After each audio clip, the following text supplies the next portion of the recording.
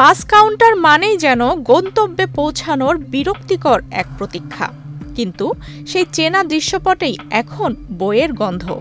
চট্টগ্রামে এমন একটি ব্যতিক্রমী উদ্যোগে শহরের গুরুত্বপূর্ণ কয়েকটি বাস কাউন্টারে স্থাপন করা হয়েছে স্বপ্নযাত্রী অবসর পাঠাগার, যাতে বই দিয়ে সহযোগিতার হাত বাড়িয়েছে বসুন্ধরা শুভ সংঘ।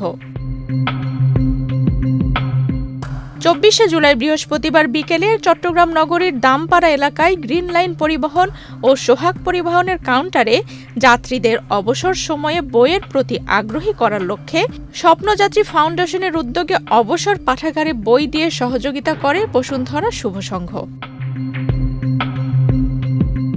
এক্সট্রিম মশার কয়েল প্ল্যান্ট ফাইবার দিয়ে তৈরি, তাই সহজে ভাঙে না, সুগন্ধিযুক্ত ও নিরবিচ্ছিন্নভাবে জ্বলে। ডেঙ্গু, চিকুনগুনিয়া বাহি সহ যে কোনো মশার বিরুদ্ধে দেয় এক্সট্রিম সুরক্ষা।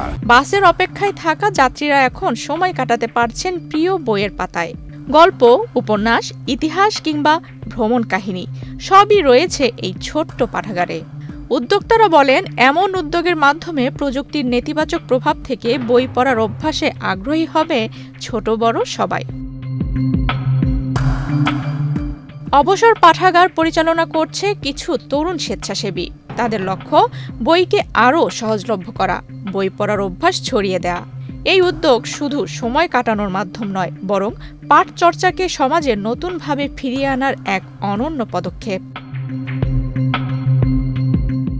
এ সময় উপস্থিত ছিলেন স্বপ্নযাত্রী অবসর পাঠাগার টিমের প্রধান সমন্বয়ক সাফায়েত রায়হান শিহাব, প্রিমিয়ার বিশ্ববিদ্যালয়ের রেজিস্ট্রার মোহাম্মদ ইফতেখার মনির, সরকারি হাজী আব্দুল বাতেন কলেজের সহকারী অধ্যাপক মোহাম্মদ ইলিয়াস, বসুন্ধরা শুভ সংঘের পরিচালক জাকারিয়া জামান ও স্বপ্নযাত্রী ফাউন্ডেশনের স্বেচ্ছাসেবীরা।